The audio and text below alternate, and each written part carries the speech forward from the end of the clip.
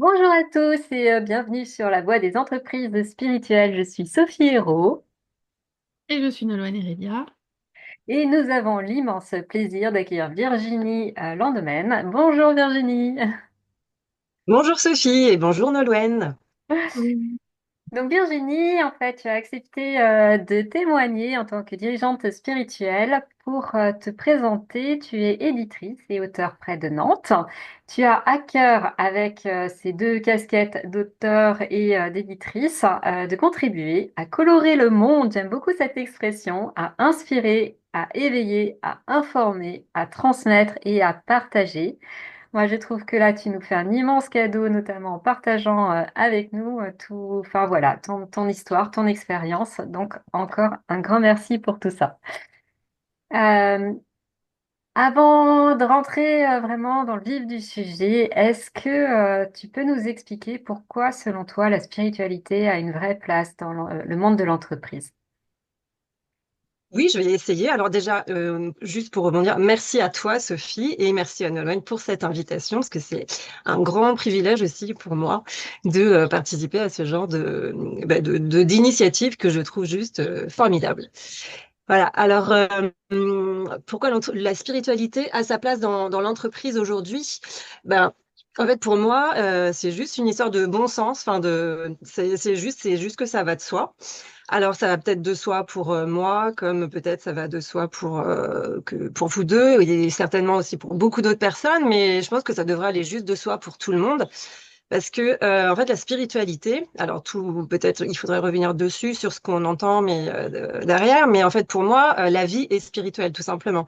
Donc, ça va de soi que la spiritualité enfin, fasse partie de l'entreprise, enfin, de mon entreprise, en l'occurrence, et comme elle fait partie de ma vie quotidienne et je me vois pas, enfin, ce serait juste que je serais pas du tout cohérente et je me sentirais fractionnée si je mettais pas de la spiritualité dans mon entreprise.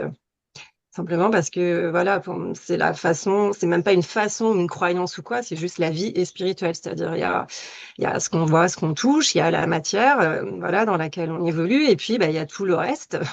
Et Dieu sait qu'il est vaste et large et riche. Et donc voilà, l'entreprise s'intègre donc dans ce contexte à la fois de matière et d'invisible, de spiritualité, quoi. Naturellement, en fait.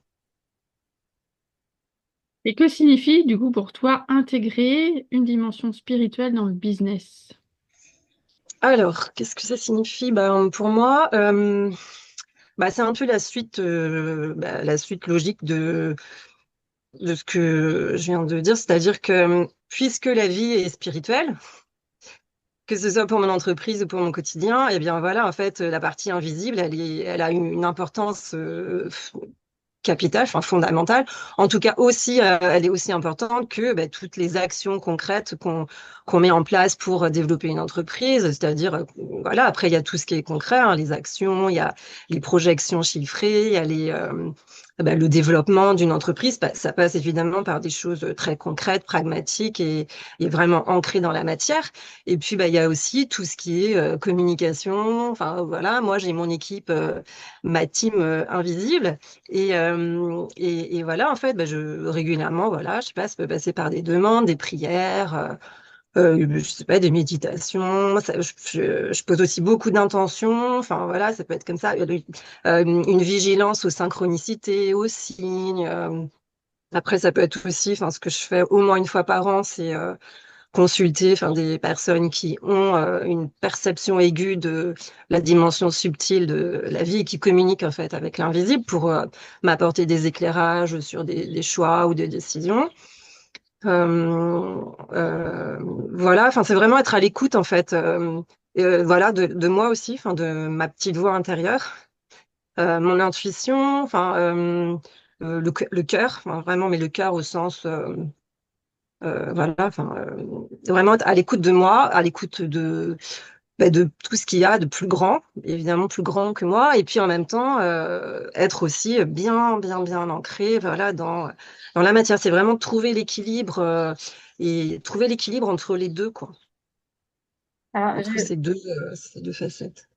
Justement, comment tu allies ça vraiment au quotidien? Tu as déjà donné pas mal de choses, tu as parlé de la méditation et en même temps, tu as aussi deux casquettes. D'ailleurs, je crois que j'ai oublié de préciser, mais donc toi, tu es éditrice, ce sont les éditions Almavera. Je me suis pas, j'ai bien C'est prononcé, ça. hein. Oui, oui. Et voilà, comment ça s'articule aussi entre ces deux casquettes et comment ça se traduit au quotidien?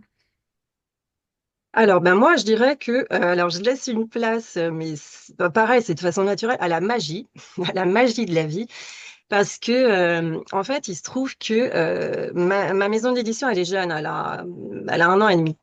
Et en fait, et c'est ça que je trouve vraiment magique et tellement, tellement chouette, c'est que en fait, bah, depuis le début, tout se fait mais d'une fluidité qui pourrait paraître déconcertante. En fait, c'est les auteurs, voilà, ils sont juste venus à moi. C'est juste des pépites, ce sont les anges gardiens. Enfin, je sais pas si ce sont mes anges gardiens, mais voilà, tout se fait en fait tellement naturellement, fluidement, facilement. Enfin, c'est ce côté magique. Et en fait, je pense qu'en fait, voilà, jusque-là, j'avais quand même peut-être semé quand même beaucoup de graines, hein. J'ai été un peu jardinière pendant plusieurs années, dans le sens où j'ai semé, semé, semé. Et voilà, là, je pense que j'ai aucun doute sur le fait que là, je suis à la bonne place, là, je suis arrivée à la destination, et là, maintenant, ça va vraiment, euh, attention, ça va décoller. Et du coup, voilà, c'est magique. Enfin, moi, mais il n'y a pas un jour là où je suis pas émerveillée par la fluidité des choses, en fait. Voilà, les auteurs qui arrivent à moi, qui me proposent des choses, c'est juste exceptionnel. Enfin, je trouve ça absolument génial, quoi. Je sais pas, parfait. Enfin, c'est ce côté, voilà. Et j'ai l'impression de rien faire de particulier, en fait. C'est ça. Le pire ou le mieux, enfin, je sais pas.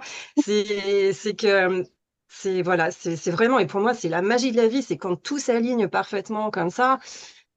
Et alors, qu'est-ce que je fais?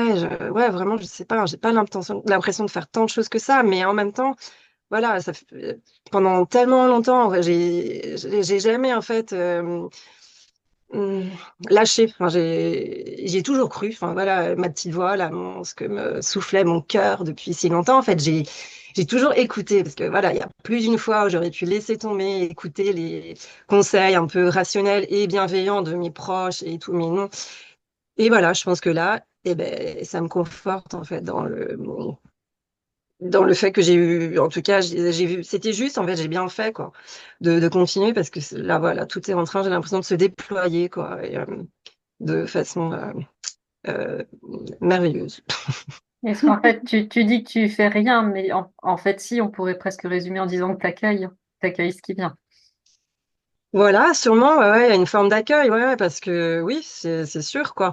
Après, voilà, il faut aussi, je pense, être en mesure d'accueillir ce qu'on n'a pas toujours envie. Enfin, l'accueil, c'est, voilà, accueillir, là, moi, là, j'accueille, c'est que des trucs topissimes et tout, mais j'ai aussi eu une période où j'accueillais des choses qui me convenaient pas, que j'avais envie de dépasser vite et tout ça.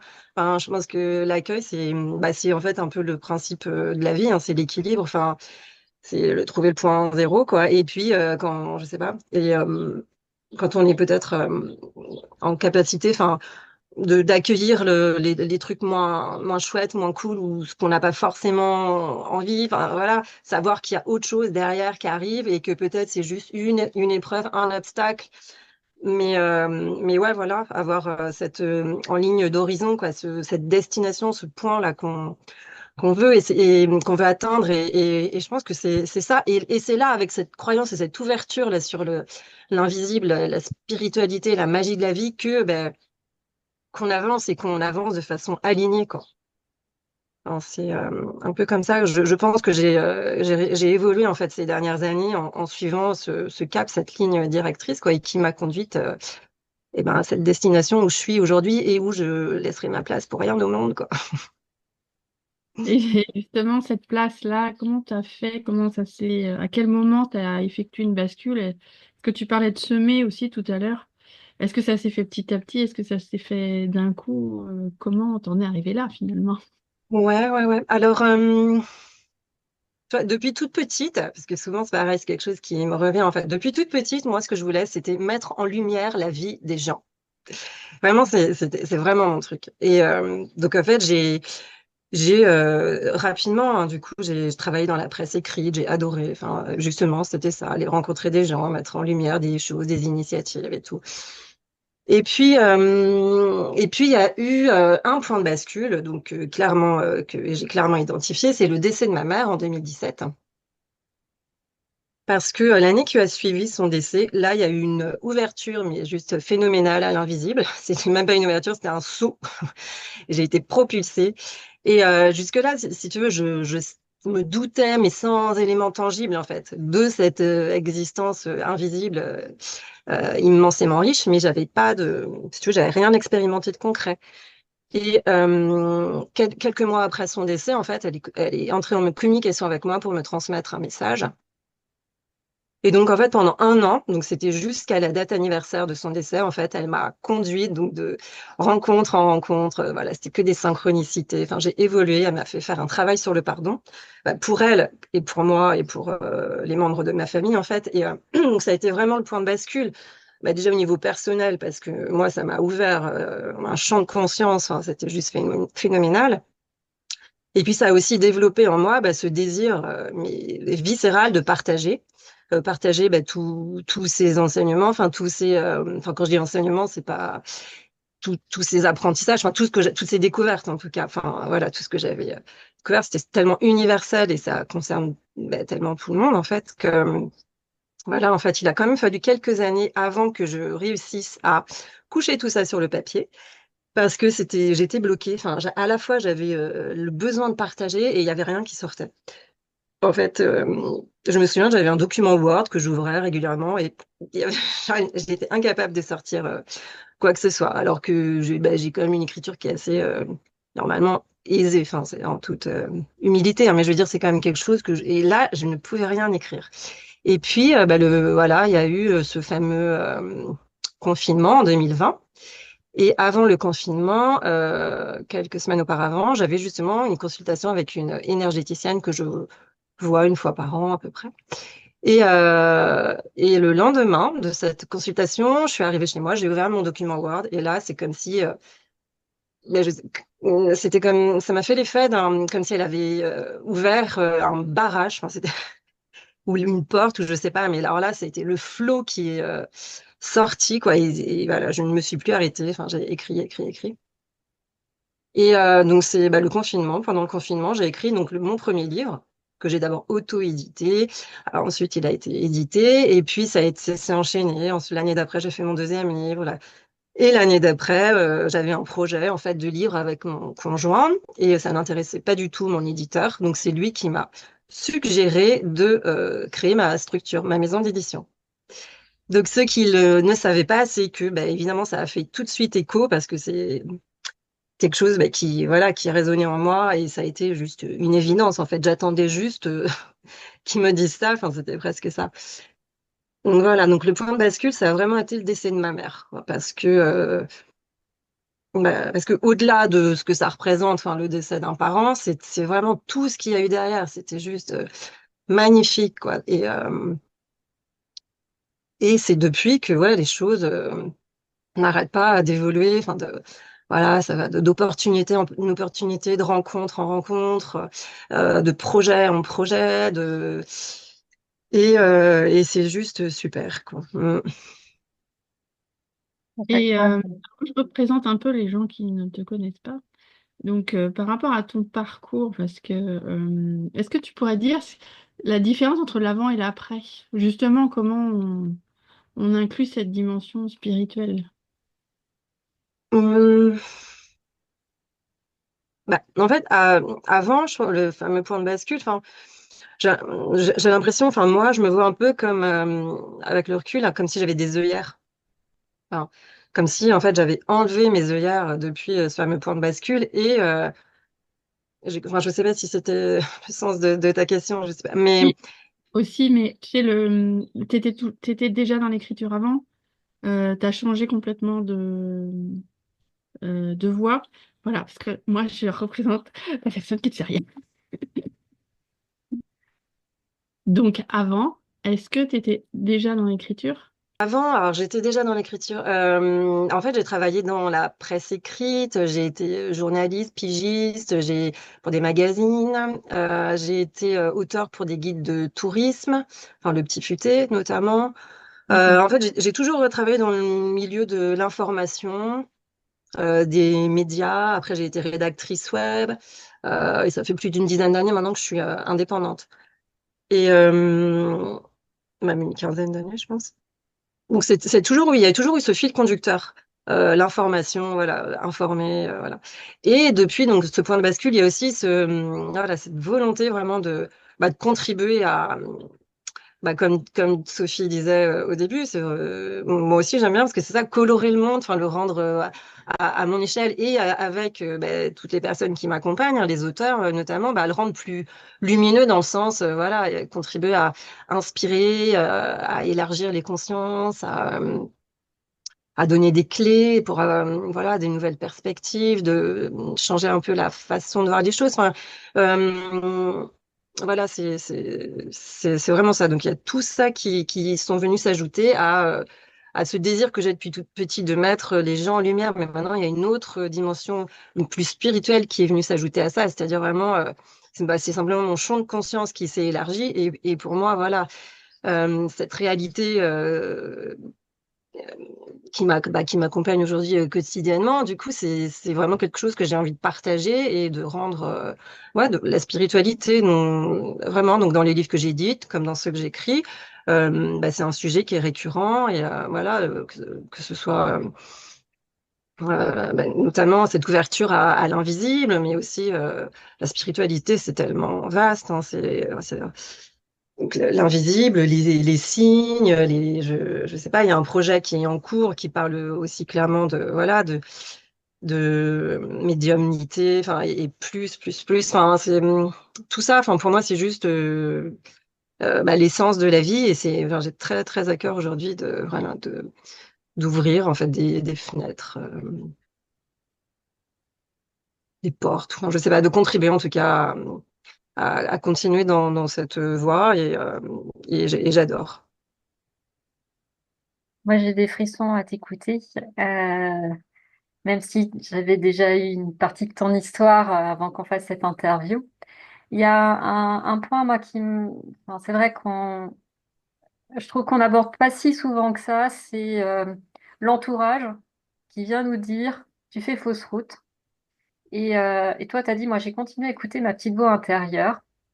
Euh, est-ce que enfin, je veux pas juste te poser la question, est-ce que c'est si simple, mais qu'est-ce qui fait qu'à un moment donné, on continue à écouter cette voix intérieure et parce que malgré tout, l'entourage, il nous met la pression. Donc, il faut arriver à faire face à ça. Toi, comment tu as réussi justement à faire, à occulter tout ce qui a été dit et à rester centré sur ta petite voix intérieure? Alors, non, non, mais c'est une super question parce que tellement de fois, en effet, en fait, c'est mes proches et à la fois on comprend parce qu'il y a tellement de bienveillance et juste, Oui. voilà, ça a été que ce soit mes frères ou mon conjoint ou des amis, tout ça. Par exemple, voilà, il y a eu une période où c'était, enfin, où on me disait, mais clairement, mais trouve-toi un vrai job entre guillemets, enfin, quelque chose, enfin, voilà, qui soit sécurisant, qui t'apporte un salaire régulier tous les mois. Et j'avais beau entendre ça, mais à aucun moment je me suis dit ouais ok vas-y, non. Enfin j'entendais, mais je rejetais. Enfin c'est même pas que je rejetais, c'est que ça repartait tout de suite parce que en fait juste je ne pouvais pas imaginer je suis toujours, enfin, j'étais tellement à l'époque en fait sûre de moi, enfin sûre que c'était la bonne voie. J'ai jamais eu aucun doute. Et après c'est vrai que ça a été conforté aussi par mes rencontres, les personnes qui m'accompagnent et qui m'ont enfin, à chaque fois confortée dans cette idée que voilà, sur la bonne voie, j'étais à la bonne place et que c'était juste une histoire de la fameuse patience, hein, que parfois on est amené à travailler et c'est pas toujours simple, mais voilà. Et j'ai jamais douté parce que je voyais juste simplement pas comment ou quoi faire d'autre. Et en fait, si j'avais dû prendre, comme on me l'avait conseillé, un job alimentaire, en fait, clairement, hein, mais ça peut paraître un peu excessif, mais je pense qu'il y a une partie de moi qui se serait éteinte, quoi. Parce que, et, et, euh, et donc, voilà, c'était pas possible, mais voilà, il y a eu des périodes compliquées, bah ouais, financièrement, matériellement et tout ça, mais je sais pas, c'était comme une évidence, enfin, comme si j'avais une force qui venait, mais de tellement loin, et qui me confortait dans mes choix, enfin, ouais, et voilà, et puis bah là, je suis super contente. Il y a aucune idée de revanche ou quoi, enfin, mais c'est juste, bah voilà, là, toutes ces personnes, en fait, bah, elles sont super contentes pour moi aujourd'hui de voir ce que j'ai réussi, le chemin que j'ai parcouru et euh, bah, la passion, la conviction, la détermination bah, qui m'ont jamais abandonné. Et de voir bah, que ça a porté ses fruits, que finalement, bah oui, en fait, c'était les bons choix et que c'est mon truc et que voilà. Mais c'est vrai que bah, parfois, c'est pas toujours simple, en fait. Voilà, c'est pas simple, mais je pense que quand on le sait, hein, quand on a un truc qui nous anime, que ça vient du fond de nos entrailles ou quoi, on peut pas, en fait, faire autrement, quoi. Au risque bah, de s'éteindre en partie. Et moi, ça, je voulais pas.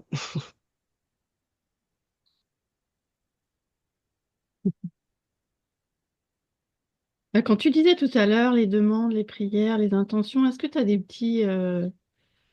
euh, des petites routines comme ça que tu pourrais nous donner ou qui Hum, tentent pour toi? ouais, alors j'essaye aussi de parler à mon subconscient, c'est-à-dire, voilà, j'ai essayé voilà, de nettoyer, vraiment de faire place nette, en fait. J'ai beaucoup travaillé aussi sur toutes mes croyances, enfin, et voilà, d'implanter de nouvelles graines, en fait, dans mon subconscient, enfin, c'est ça aussi, pour créer là, cette réalité là que je désire. Donc ça, voilà, ça passe aussi beaucoup par des intentions. Quelles sont mes intentions? Ça peut être juste des petites intentions pour la journée, ça peut être des intentions à moyen terme ou à plus long terme. Mais alors, c'est plus qu'un objectif, quoi. C'est vraiment une intention. Donc c'est, oui, j'y mets donc le cœur, l'esprit. Enfin voilà, alors régulièrement aussi, hein, quotidiennement peut-être, enfin je sais pas, mais donc ouais, des mots, enfin, la force des mots, c'est bon, je suis auteure et éditrice, donc voilà, je connais la force des mots, mais c'est voilà, enfin pour euh, comme reprogrammer un peu le disque dur, quoi. Les mots, c'est super. Les mots conjugués aux intentions, bah, aux vibrations, évidemment, à ce qu'on émane. Enfin, et cette force là qui nous pousse à faire des choses, bah, ça, je pense que c'est juste une super énergie pour bah, faire se matérialiser des choses, hein, parce que il y a pas plus fort que la force qui vient du cœur et qui donc tout ça conjugué, déjà, je pense qu'on peut faire des beaux miracles. Ça peut faire éclore de super belles choses, hein. Rien que un mot, la puissance d'un mot. Enfin, je sais pas si je pense pas qu'on soupçonne vraiment à quel point un mot peut être à la fois créateur et d'une puissance phénoménale, comme il peut être à l'inverse, un destructeur. Enfin, après, peut-être chacun l'a expérimenté ou pas, mais on sait hein, que les mots, c'est pas neutre, c'est loin d'être neutre, ils sont chargés de vibrations. Donc rien que et en écrivant des mots, je sais pas, ça peut être dans un journal. Moi, j'écris beaucoup, pas forcément dans un journal intime, mais ça peut être juste des mots. Parfois, c'est juste des mots que j'écris, que je me répète. Et en fait, donc ça fait partie de mes routines. Après, ouais, je sais pas, ça peut être aussi des cartes parfois, juste, je me tire une carte pour voir l'énergie un peu du jour, du moment, enfin par rapport à un truc, un sujet. Je demande aussi, voilà, je demande. Je sais pas, ce qui m'attend, quel est le bon choix, la direction à prendre, de l'aide, enfin juste demander de l'aide, quoi, et voir ce qui se présente ou pas. Donc ça implique d'être vigilant, d'être vigilant, d'être ouvert, enfin comme Sophie disait tout à l'heure, d'être en mode accueillir, savoir accueillir ce qui vient, savoir voir vraiment quoi. Je- Ça peut être rien, ça peut être plein de choses, hein, tout et rien, des rencontres, un mot qu'on saisit, ça peut être, je sais pas, on allume la radio, enfin, et là, hop, on a la réponse. Enfin, c'est des trucs qui peuvent paraître bateaux, mais c'est tellement comme ça que ça fonctionne, en fait. C'est ça, ça peut, donc après, voilà, ça peut être aussi, on peut faire appel à des personnes extérieures, donc ça m'arrive ponctuellement. euh, pour avoir un éclairage, pour aussi bah, nettoyer, parce que bah, en fait, ça n'empêche qu'on est des êtres humains, hein.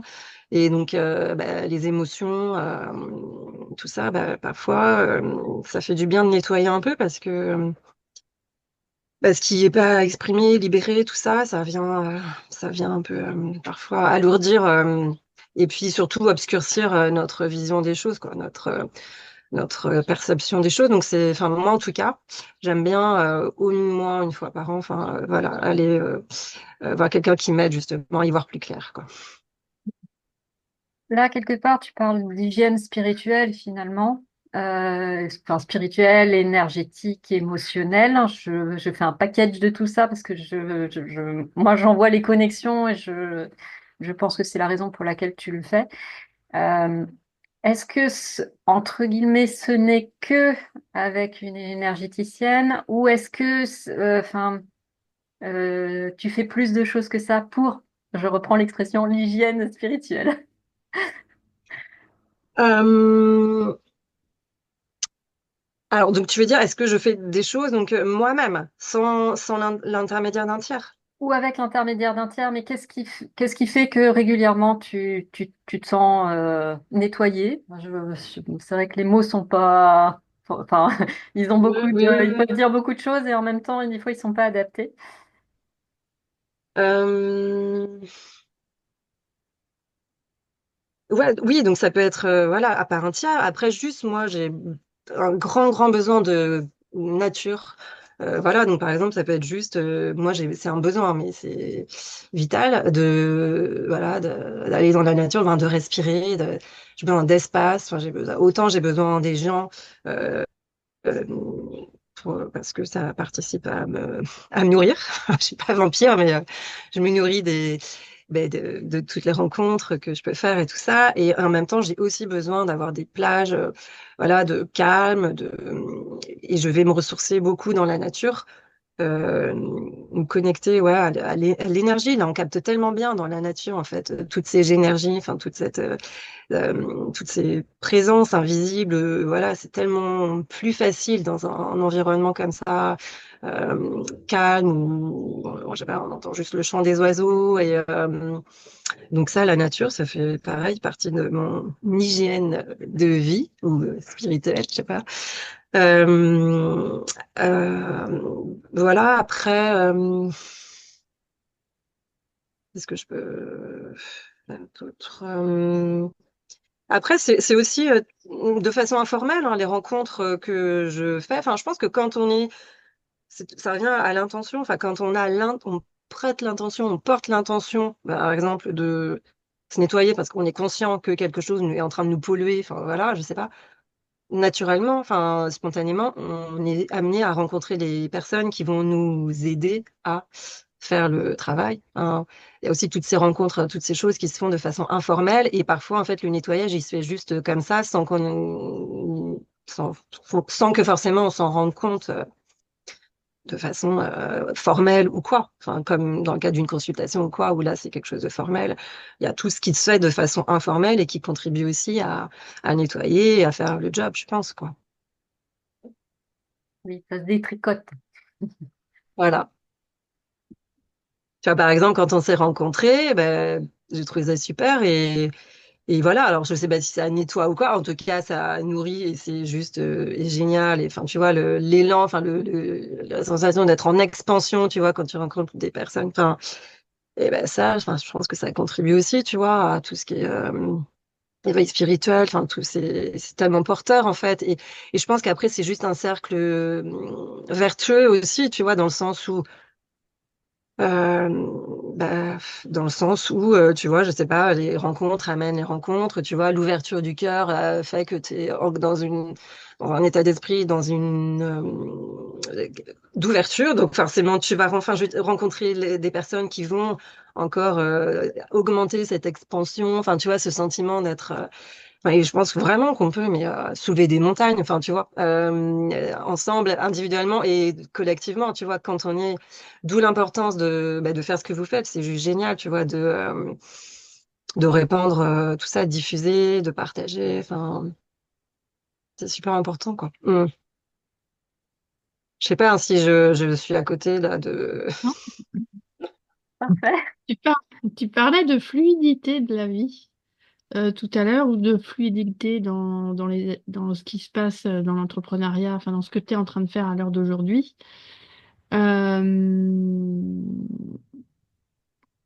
je sais pas comment tourner ma question. Est-ce que c'est comme ça depuis que tu as décidé? Est-ce que c'est tout le temps fluide ou est-ce que justement parfois le manque de fluidité va t'interpeller sur la manière dont réajuster les choses? Ouais, oui, oui, parce que maintenant, en fait, voilà, quand quelque chose n'est pas fluide, en fait, ben oui, clairement, moi, ça me met un peu en alerte ou bon, je me dis qu'il y a un truc qui coince, pourquoi? Enfin, ou en tout cas, pourquoi? Ou en tout cas, je fais en sorte que ça coince pas, enfin, ou je vais gratter un peu, voir ce qu'il y a dessous, mais oui, ça se fait de façon fluide, et donc là, je me pose même pas de questions. Enfin, quand là, j'en reviens par exemple aux auteurs que je suis en train de publier, que j'ai publié depuis 1 an et demi, et ils arrivent tous, enfin, c'est juste je sais pas, improbable. Enfin, à chaque fois, je leur demande, mais comment, en fait, t'es arrivé à moi? Je sais pas, parmi les premiers auteurs, là, il y a 1 an, j'étais invisible. Enfin, je veux dire invisible euh, ouais, ma maison d'édition n'était pas visible, quoi. Et une personne, voilà, une auteure qui a dit, après avoir dit non à une grande maison d'édition, est venue me trouver. Je fais, mais pourquoi?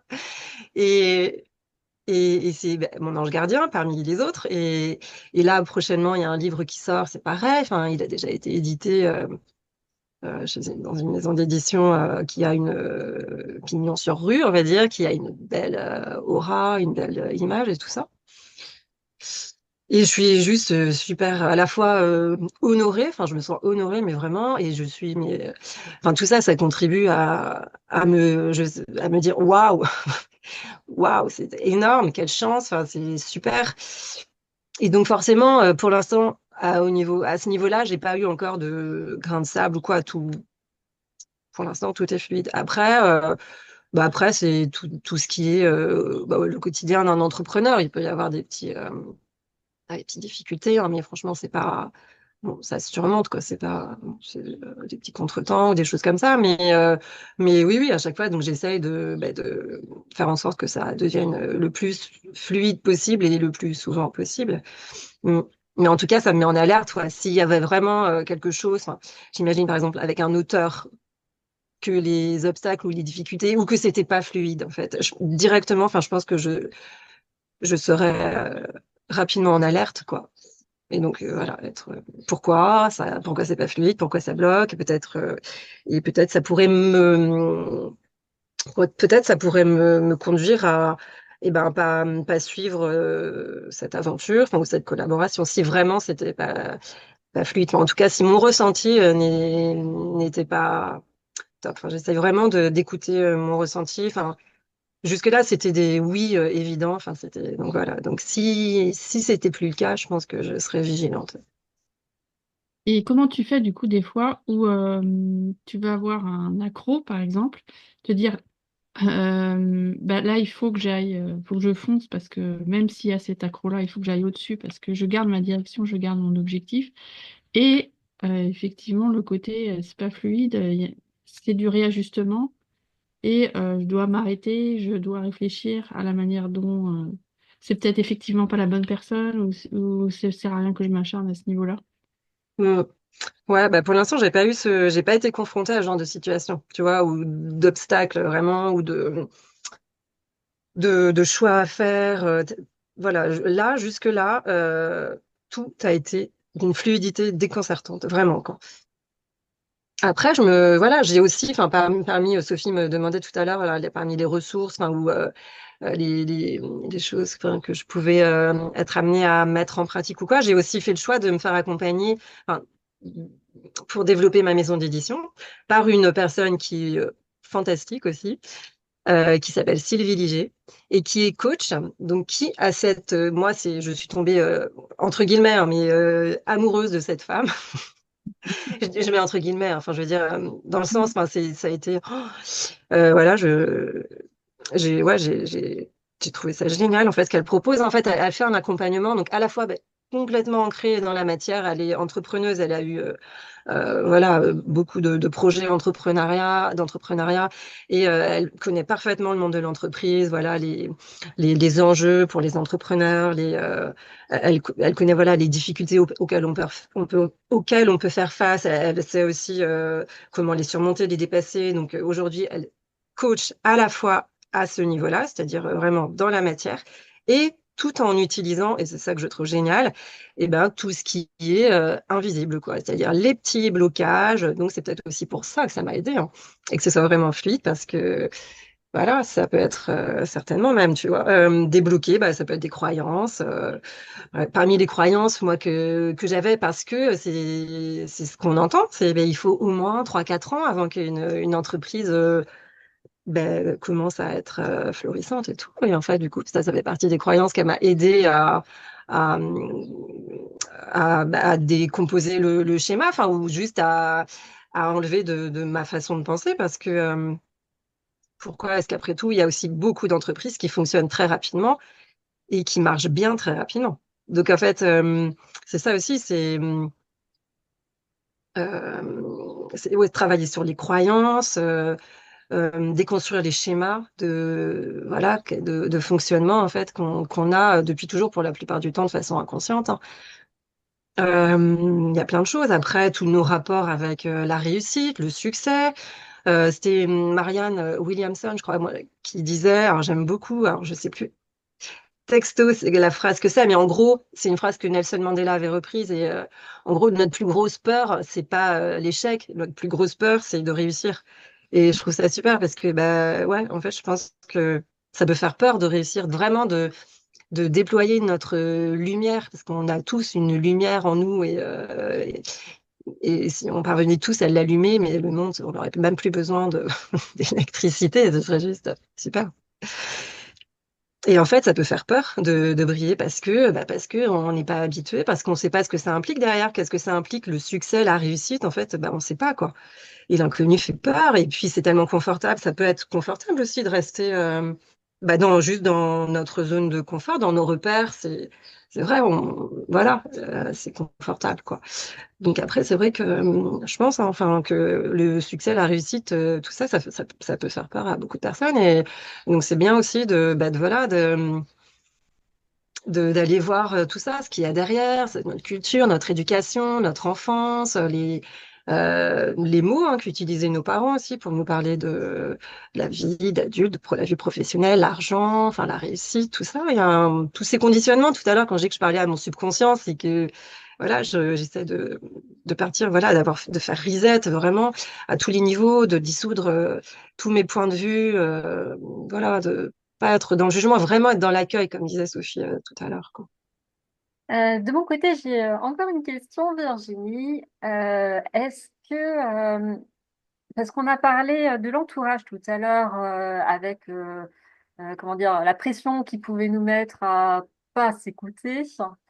Et donc aujourd'hui, maintenant que tu es bien ancré, que tu écoutes, que tu es dans l'accueil, est-ce que, enfin, comment ça se passe avec enfin, j'allais dire l'environnement au sens large, mais l'entourage, toutes les personnes que tu rencontres, est-ce que tu vas leur parler avec, finalement, de ta façon d'exprimer la spiritualité ou de la façon dont tu l'intègres dans ton business? Est-ce que tu vas faire preuve de cette honnêteté ou est-ce que tu laisses venir et plus on est discrète, mieux on se porte? Enfin, voilà, comment tu vis ça au quotidien dans la relation avec les autres? Alors, en tout cas, je me cachais, non. Enfin, tu vois, donc être discrète, enfin, je veux dire, je veux pas, pourquoi pas, mais en tout cas, enfin, après, tout dépend aussi, voilà, comment se passent les choses, quelles sont, enfin, comment ça se passe, tu vois, je vais pas d'emblée, tu vois, aller crier sur les toits, tout ça, mais je veux dire, bah, si le sujet, enfin, arrive dans la discussion ou quoi, enfin, si, puisque en fait, moi, c'est quelque chose qui est important pour moi, c'est un sujet qui est important pour moi de partager, tu vois. Donc ouais, je trouve ça génial. Et l'autre truc, c'est que je pense, enfin, moi, j'ai l'impression qu'il est tellement temps, enfin, en tout cas chez nous en France, hein, je ne sais pas comment ça se passe ailleurs, mais de mettre justement de la spiritualité dans l'entreprise, quoi.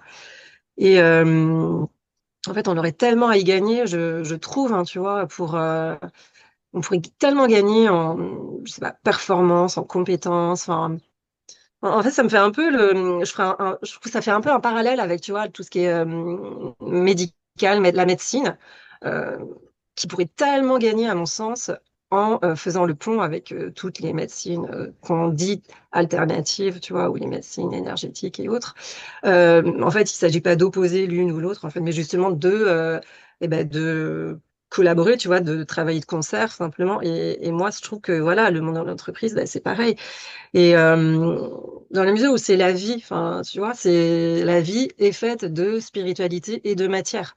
C'est juste de la physique, hein, c'est pas, enfin, tu sais, tu t'es bien placé pour le savoir. Enfin, tu sais, donc c'est pas, il y a rien de voilà de religieux ou quoi. C'est juste c'est la vie. Tous les scientifiques le savent. Enfin, la réalité, c'est ça, c'est ce qu'on voit, ce qu'on voit pas, et puis c'est comme ça. Donc en fait, le monde de l'entreprise, ben voilà. Ça pourrait être tellement plus riche, en fait, si on mettait vraiment de la spiritualité dans l'entreprise. Alors après, libre à chacun de trouver les formes, la façon de faire, d'intégrer, après en fonction des collaborateurs, mais vraiment ouvrir des portes, quoi. Je pense que il serait temps. Enfin, moi, j'ai vraiment l'impression qu'il serait temps, quoi, tu vois, juste d'ouvrir, mais vraiment, ouais, les portes, les fenêtres et les yeux.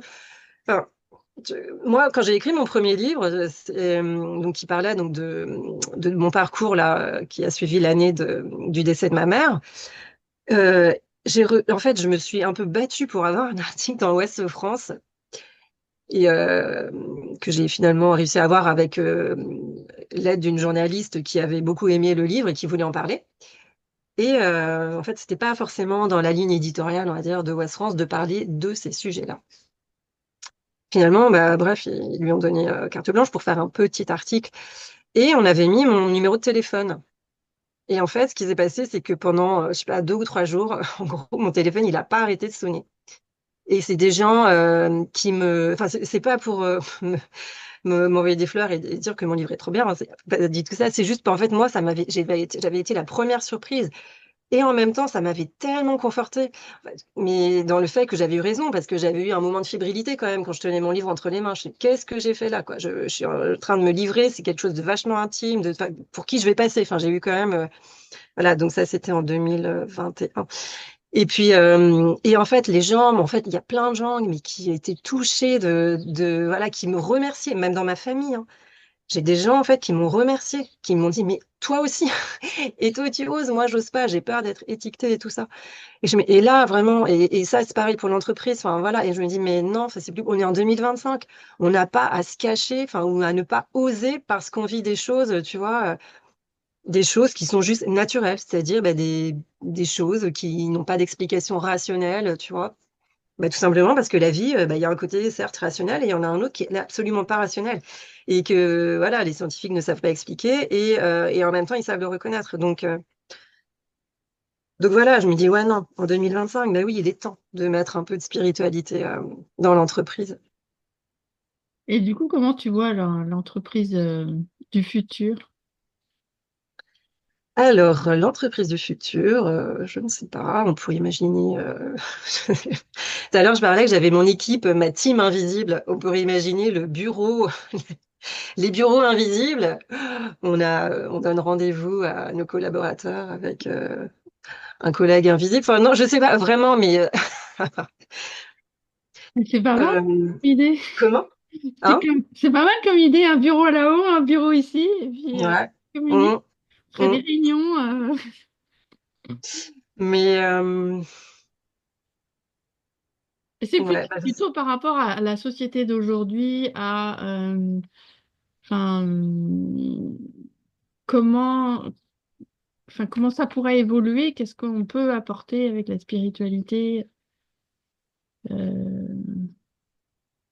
voilà, c'est quoi l'entreprise de demain qui serait dans, dans une certaine forme d'équité pour tout le monde et, enfin, ouais, je donne un peu, je donne un peu les bouts de réponse, mais ouais, bah oui, non, mais c'est ça, parce que en fait, tu vois, je me dis tout à l'heure, en fait, moi, ça m'a fait l'effet d'enlever mes œillères. Enfin, qu'on m'arrachait mes œillères. tu vois. Et en fait, je me dis, ben, c'est juste ça, tu vois, je pense qu'on y verrait tous plus clair. Et, euh, et forcément, en ça, tu vois, tu gagnes en authenticité, en incarnant vraiment, tu vois, bah, la personne que tu es, tu vois, en nettoyant, en enlevant toutes les couches là, enfin, qu'on accumule depuis si longtemps, on gagne tellement en authenticité. Ben, en fait, quand tu vois les choses comme ça, tu te dis, ben, au final, c'est gagnant pour tous. Tu vois, individuellement, toi, tu gagnes, tu es vraiment toi, voilà, et l'entreprise, bah, évidemment, c'est le cumul de toutes ces valeurs ajoutées, de ces valeurs humaines ajoutées, tu gagnes forcément, quoi.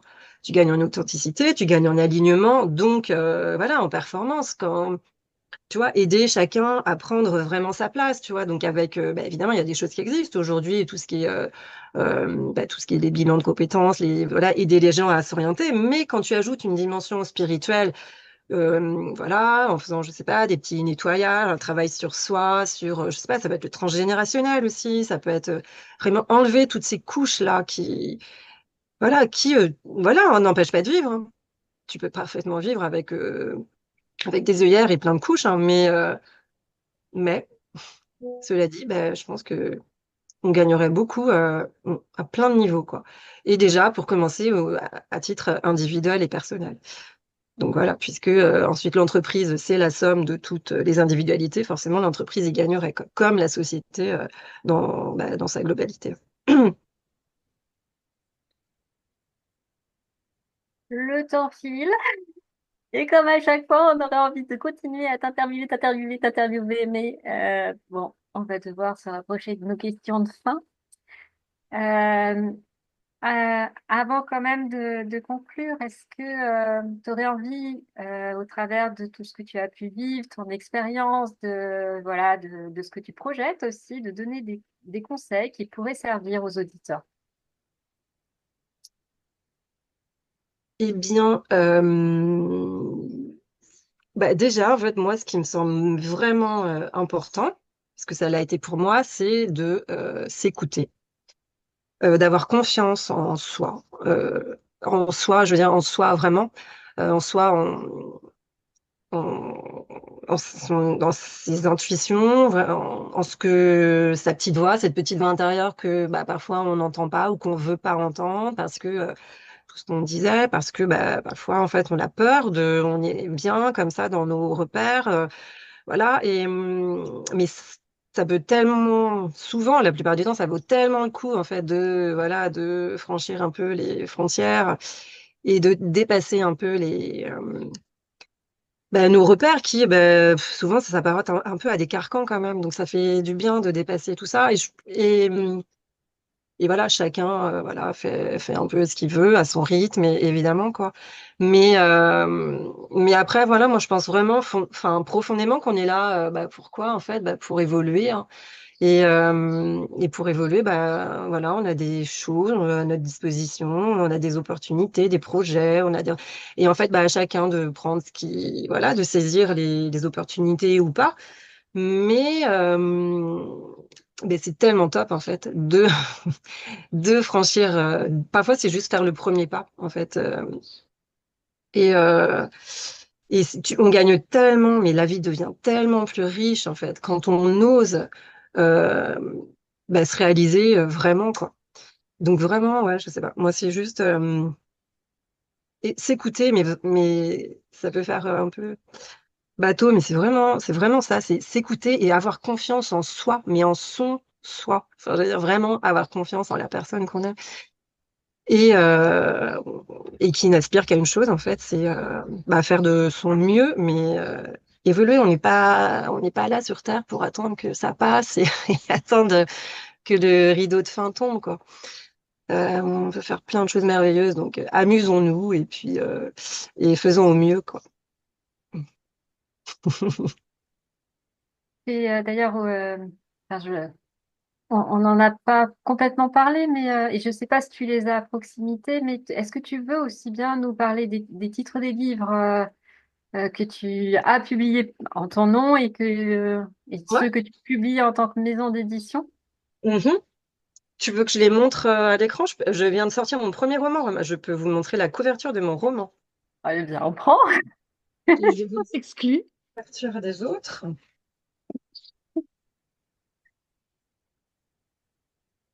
Et oui, parce que Virginie a des couvertures pétillantes. Donc là, c'est mon. Bah, tu l'avais vu, Sophie. Ça, c'est mon roman que je présentais quand on s'était rencontrés. Donc c'est un roman un peu initiatique. Enfin, c'est voilà, on accompagne le personnage de l'histoire pendant 1 an. Donc on assiste à sa renaissance après un bouleversement de vie et à sa remise en mouvement. Et puis on assiste aussi à son ouverture à la dimension cachée et invisible de l'existence. Voilà, donc le titre, ce sera quand Ce même sera l'Italie. quand même l'Italie. Alors donc j'ai un livre pétillant en effet. Pétille un coup, t'es tout pâle. Donc ça, c'est écrit par une auteure bretonne pétillante et pleine de fantaisie. C'est un amour, Cécile Mélin. Et donc c'est un roman qui parle de croire en soi, qui parle de pas rentrer dans les cases, en tout cas celles qui nous conviennent pas, ne pas rentrer dans le moule à tout prix, simplement s'affranchir en fait, voilà, des carcans de la société et surtout trouver sa voie. Et c'est un livre, voilà, c'est fantastique, pétillant. Cécile qui est présélectionnée d'ailleurs pour recevoir la médaille de l'Académie des Arts et des Lettres en fin d'année. Wow. Un de mes petits anges gardiens. Un autre de mes petits anges gardiens, c'est Éric Fradet, de l'obscurité à la lumière. Et voilà, lui, c'est un récit. C'est son récit, donc de ce qu'il a vécu à 20 ans, c'est-à-dire, voilà, à la suite d'un accident, il a vécu 8 mois dans l'obscurité la plus totale. Hein. Il a été condamné 2 fois. Donc, dans son livre, il retrace son parcours, ce qui l'a aidé et à dépasser et à atteindre le niveau de récupération absolument prodigieux qu'il a atteint. Et donc, il donne les clés. Et c'est des clés, la richesse de son livre, c'est que c'est des clés qu'on peut appliquer, mettre en pratique au quotidien, mais quelles que soient les difficultés qu'on rencontre, quoi. On n'est pas obligé de vivre, de passer par les épreuves par lesquelles il est passé. C'est juste toutes les difficultés qu'on peut être amené à rencontrer au quotidien. Voilà, il donne des clés. Et c'est en ça, c'est génial, c'est vraiment super. Et puis, il partage aussi son nouveau regard sur la vie. Voilà, plein de sagesse à seulement 26 ans. Ça, c'est L'Averse, ça c'est le premier livre que j'ai édité. Enfin, le premier livre, c'est celui-ci, L'Envers du Dakar. Ça, c'est celui que j'ai fait avec mon conjoint qui a lancé la maison d'édition. Mm. Et ça, c'est donc le premier que j'ai édité, c'est-à-dire dont je n'étais pas l'auteur. Donc, ça s'appelle L'Averse de Kitry de Toury. Et donc là, elle partage son parcours. Quand à 22 ans, on lui a diagnostiqué une sclérose en plaques. Donc là, c'est juste un concentré d'émotions brutes. En fait, pendant 2 ans, elle a écrit, voilà. C'est aussi tout ce qu'elle aurait aimé entendre et qu'elle n'a pas entendu. Là, c'est pareil, il n'y a pas du tout de notion ou d'objectif, voilà, de revanche ou quoi. C'est vraiment juste le but, c'est voilà, sa démarche, c'est de partager, voilà, en se disant que peut-être ça peut être utile. Et c'est pareil, c'est quelque chose, ça a une portée universelle, quelle que soit l'épreuve, encore une fois, ou la difficulté qu'on vit. Et ben voilà, en fait, c'est pas toujours simple quand on vit l'événement, mais aussi pour les proches, c'est pas toujours simple de trouver les mots, la posture à adopter en fait pour accompagner la personne. Et donc là, encore une fois, c'est un livre qui peut être une ressource précieuse pour ça. Et ces 3 livres-là sont présélectionnés pour un prix, donc on saura dans quelques semaines, qui s'appelle Parole de patient. Bon, voilà. Et j'ai un autre livre qui arrive dans 3 semaines, dont je ne peux pas, que je n'ai pas entre les mains, parce qu'il n'est pas encore créé dans la matière. Et donc, c'est pareil, c'est un joyau, c'est un roman d'aventure initiatique et spirituelle qui se passe entre Bordeaux et l'Inde et qui parle d'amour sacré. Mm. Chouette. Pour conclure cette interview, cet entretien, je vous demanderai à toutes les deux un mot unique pour résumer un petit peu notre conversation. Je te laisse commencer, Virginie. Ah, j'espérais que tu demandes à Sophie. Mais je peux demander à Sophie aussi. Euh, Faut que je le trouve. Il est là, mais faut que je l'exprime. alors, je sais pas, gratitude, c'est le mot qui me vient tout de suite. Mais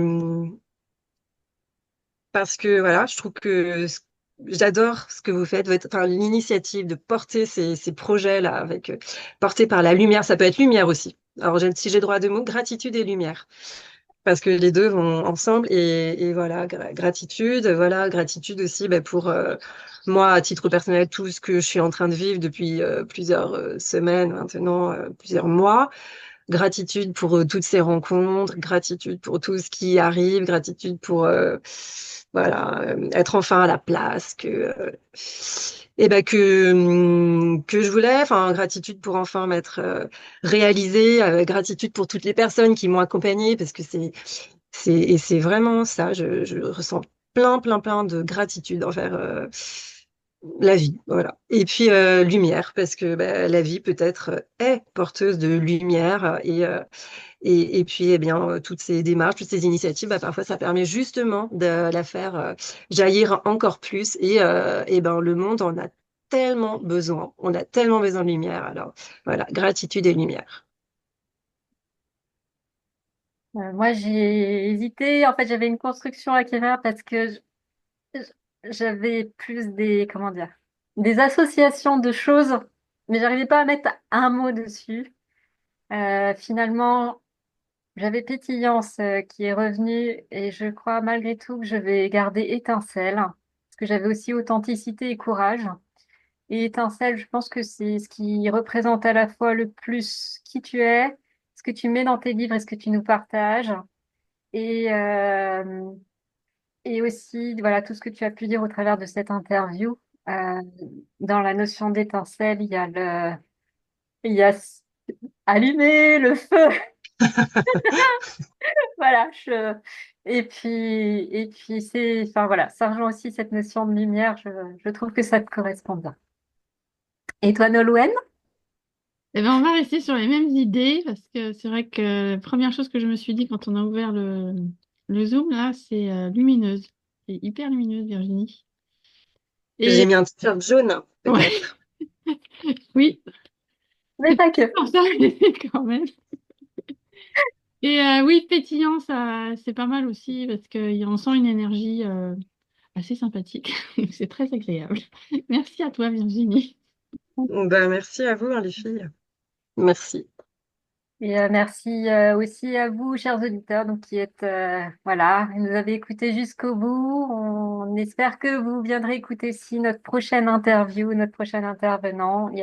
On a vraiment des chouettes partages à faire avec vous et on espère que vous serez au rendez-vous. Donc on vous dit à très bientôt.